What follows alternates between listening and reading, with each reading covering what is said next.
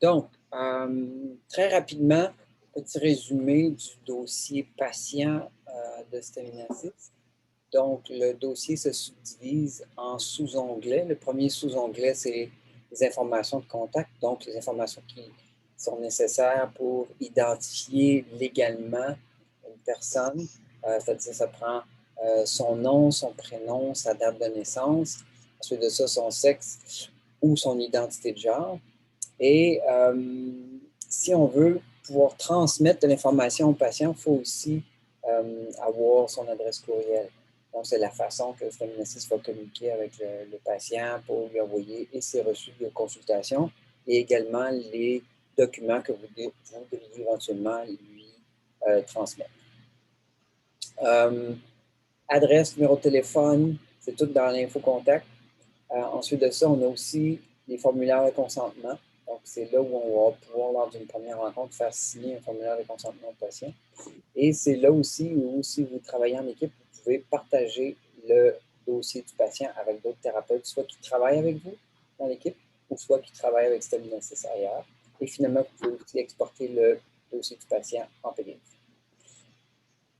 Deuxième onglet, l'onglet anamnèse, qui se subdivise en histoire de cas, revue des systèmes et également maintenant les formulaires personnalisés.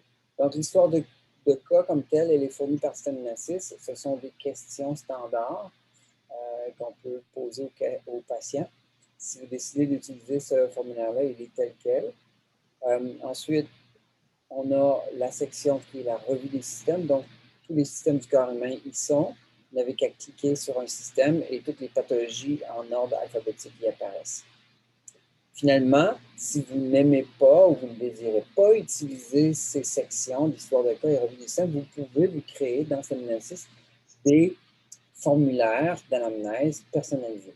Donc, ces formulaires-là ont vraiment deux fonctions. Premièrement, ils vont apparaître dans votre onglet Anamnèse à vous et ils vont apparaître aussi, si vous le permettez, dans le portail du patient pour que le patient puisse saisir l'information lui-même dans son dossier à partir, bien sûr, du confort de son domicile. Donc, il reçoit une notification courriel de la part de Staminasis que le thérapeute l'enjoint à consigner ses propres notes de dossier dans son bilan de santé, ce qui est possible.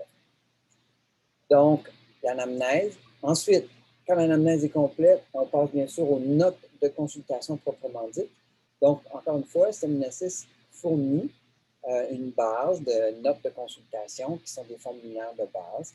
On en a plusieurs. En gros, on a un formulaire SOPI, qui est une façon standard de prendre les notes.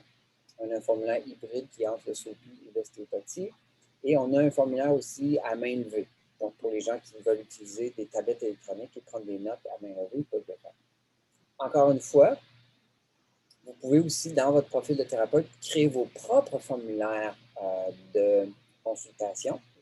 Donc, on va voir les différences importantes entre les formulaires d'anamnèse, qui sont bien sûr en lien avec le bilan de santé du patient, tandis que les notes de consultation sont les événements qui se déroulent lors d'une consultation avec le patient comme tel, l'heure ou l'heure et demie que vous passez avec le patient.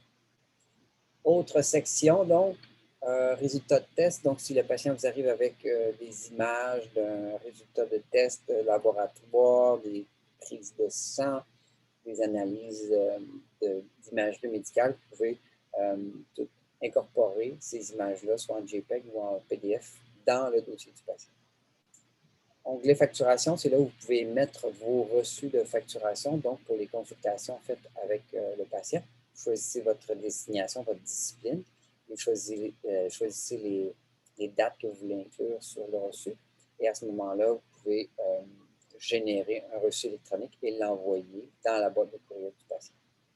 L'onglet historique, c'est tout simplement l'historique chronologique des visites du patient dans votre bureau ou des visites virtuelles que vous aurez faites avec le patient. Donc, c'est tout simplement le résumé de tout ce qui a été fait avec ce patient.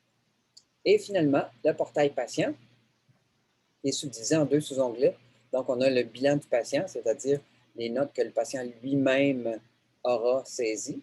Ensuite de ça, vous pouvez décider d'inclure dans la demande que vous envoyez au patient soit le bilan de santé enfant, si c'est un enfant, ou bien sûr le bilan de santé adulte. Et là, c'est vous qui déciderez, bien sûr, à l'ANAC, combien de ces bilans de santé-là vous avez, les substitutions, tout ça. Donc, le patient, c'est ce qu'il peut remplir à partir de ses vies. Donc, ses motifs de consultation, sa liste de médicaments, etc. Dernier sous-onglet du portail patient, la section des documents. C'est là où vous pouvez transmettre vos recommandations au patient. Donc, vous pouvez envoyer un fichier. Vous avez un programme, je ne sais pas, un programme d'exercice à transmettre au patient, des lectures que vous aimeriez lui transmettre, un programme d'étirement ou de yoga, un programme tout fait. Vous pouvez choisir le fichier sur votre ordinateur et le transmettre au patient. Sinon, vous pouvez aussi envoyer une recommandation au patient qui est faite à partir d'un formulaire de recommandation. Donc, à l'élaboration de formulaire de recommandation dans lequel vous pouvez mettre toutes les recommandations que vous souhaitez au patient.